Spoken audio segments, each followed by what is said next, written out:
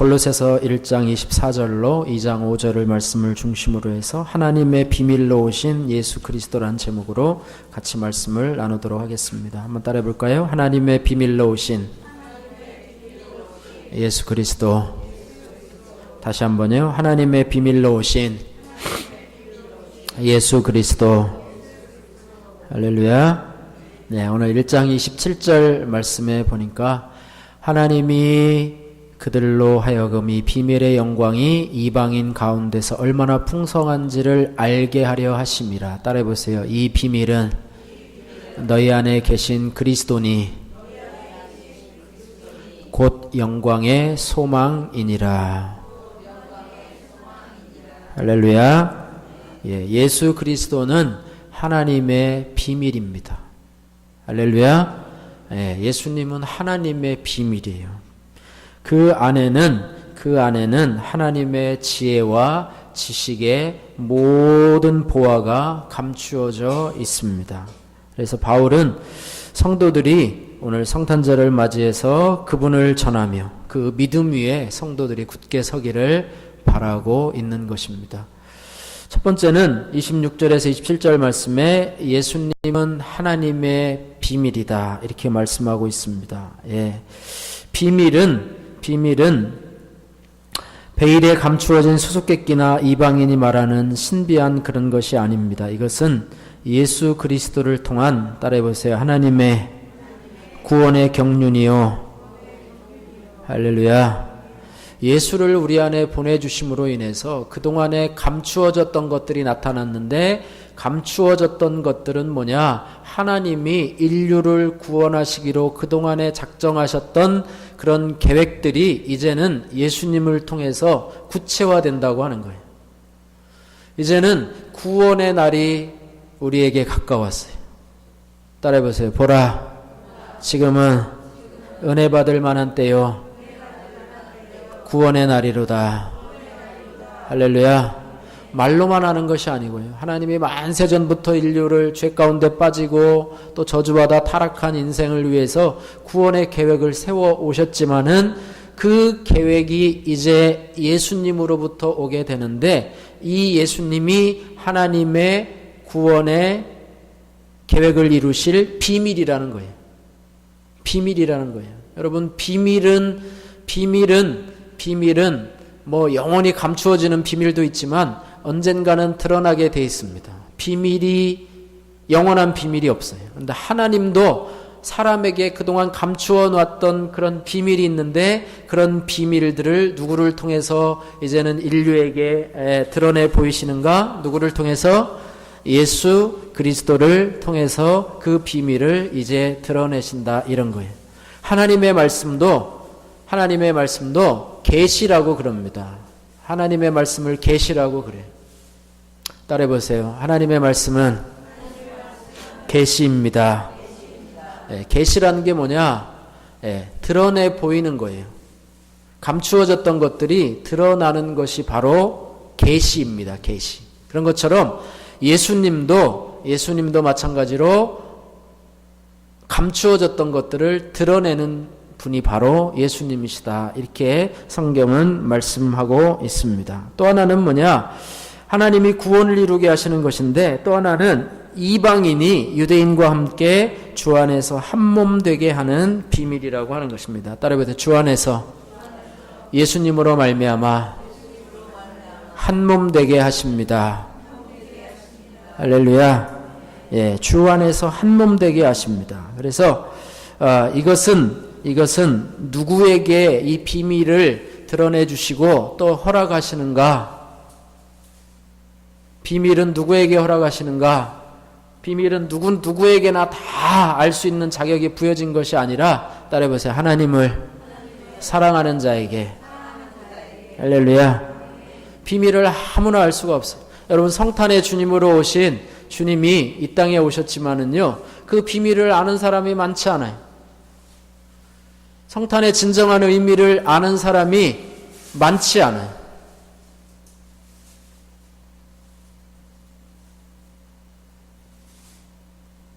지난번에 통계청에서 2015년도 통계를 통해서 이제 기독교가 뭐 불교를 누르고 제1의 종교가 되었대요. 예. 그 다음에 이제 불교가 뭐 줄어들고 개신교가 좀 늘어났다고 하는데, 예. 뭐 이렇게 되고 있어요. 그리고 또 중요한 것은 무종교자들이 또 많이 늘어났대요. 무종교자들이 많아요. 무종교자들 가운데서는 특별히 젊은 사람들이 많아요. 20대, 30대. 종교가 없어요. 너는 뭘 믿니? 난 아무것도 안 믿어. 나는 종교가 없어요. 뭐 믿고 사니?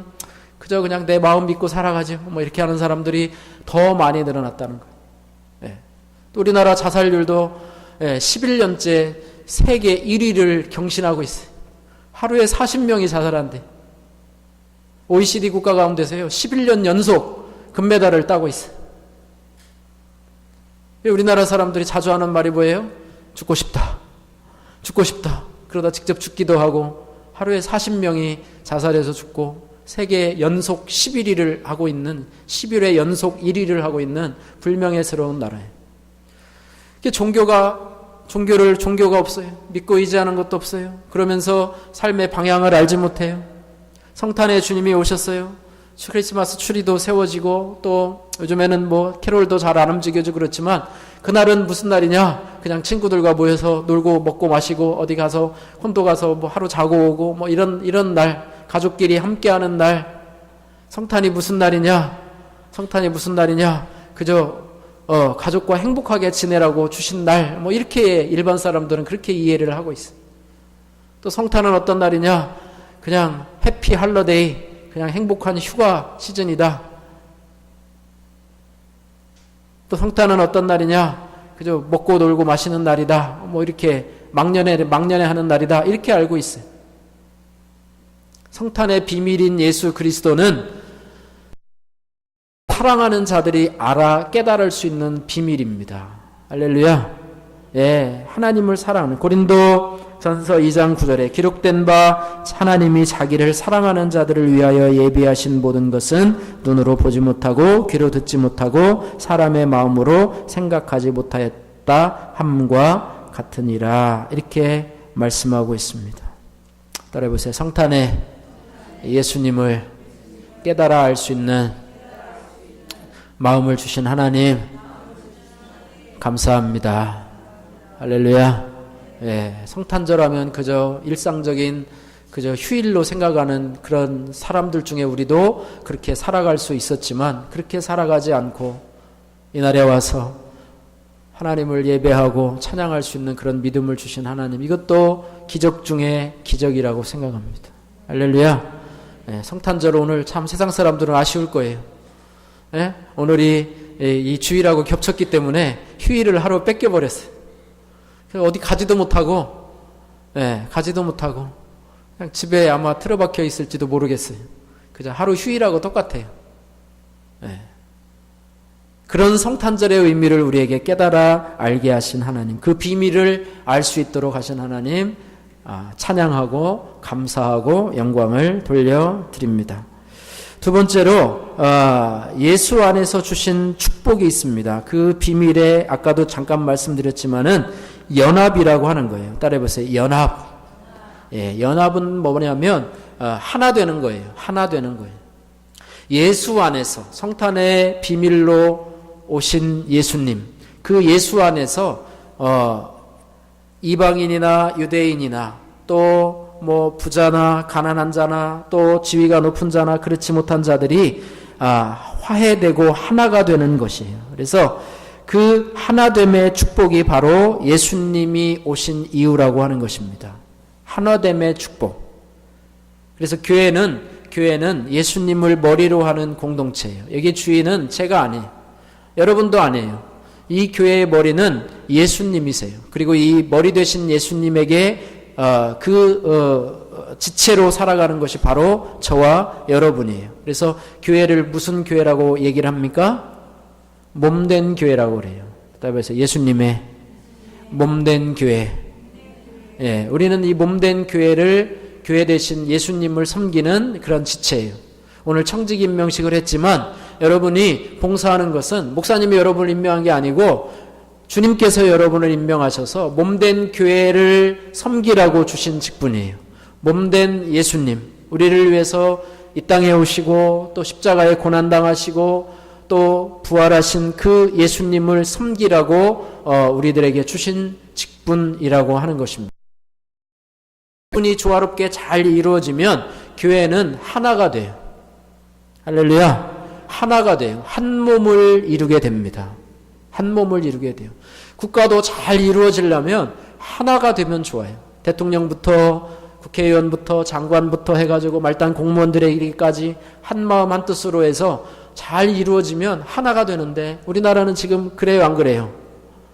안 그래요. 지금 하나가 되지 못하고 지금 머리는 지금 직무 정지된 상태로 아무 일도 하지 못하고 있고 대행이하고 있고 또 밑에도 지금 또 그렇게 하면서 또 자기 나름대로의 또 권력을 획득하려고 막 지금 지리멸렬하고 있는 이런 상태 가운데 있습니다. 교회도요, 지금 평안한 교회가 있지만 그렇지 않은 교회도 있어요. 둘로 나누어서 싸우는 교회도 있고요. 예배를 같은 장소에서도 나눠드리는 교회가 있고 서로 갈등하고 알력을 가지고 있는 교회들이 너무나 많이 있습니다. 저는 또 그런 소식들을 또 들을 때마다 교회가 하나 되어야 되겠구나. 할렐루야. 교회가 하나 되어야 되겠구나. 성도들이 몸된 교회 안에서, 주님의 몸된 교회 안에서 자신의 직분들을 잘 감당하며 살아갈 때 그 교회는 한 연합된 교회, 하나 된 교회. 따라해보세요. 말씀 안에서, 진리 안에서, 사랑 안에서 하나 된 것. 이것이 바로 성탄의 비밀로 오신 예수 그리스도의 축복이라고 하는 것입니다. 여러분, 하나 되시기를 주님의 이름으로 축복합니다. 하나를 깨트리는 그런 것은 마귀의 역사입니다. 제가 누누이 얘기했지만 여러분은 몸된 교회를 세우는데 여러분의 남은 시간들이, 남은 여러분의 인생들이 사용되기를 주님의 이름으로 축복합니다. 허무는 데 사용되면 안 돼요. 우리가 마귀 편이 아니잖아요. 우리가 사단 편이 아니잖아요. 그런데 교회를 자꾸 허무는 데 우리가 쓰임받는다면 그거는 하나님 앞에 칭찬받을 일이 못 돼요. 그래서 어찌하든지 간에 여러분이 교회를 세우고 또 교회를 위해서 기도하고 또 교회를 위해서 봉사하고 섬기는 그런 모습으로 여러분이 나가시기를 주님의 이름으로 축복합니다. 여러분이 올해 청직 임명을 받은 것에 대해서 여러분이 믿음으로 바라보실 뿐만 아니라 그것들을 잘 감당할 수 있도록 기도하시기를 주님의 이름으로 축복합니다. 이 교회는 목사 혼자의 힘으로 이루어지는 것이 아니에요. 우리 성도들의 모든 봉사와 섬김으로 이루어집니다. 저희가 이번 시상식을 준비하면서 돈이 많이 들어가질 않아요. 그럼에도 불구하고 여러분이 세상에서 상 받는 거 좋아하시죠?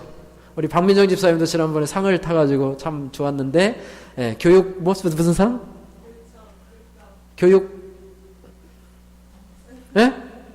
공로상을 받았어요.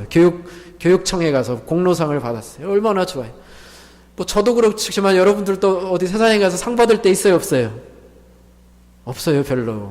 학생들은 있어요. 학생들은 연말에 이렇게 무슨 상 해서 다 주던데, 연말에 여러분이 섬긴 것에 대해서 하나님이 여러분에게 상을 베푸시지만, 그럼에도 불구하고 위로하는 마음으로 저희들이 막 며칠 동안 준비했어요.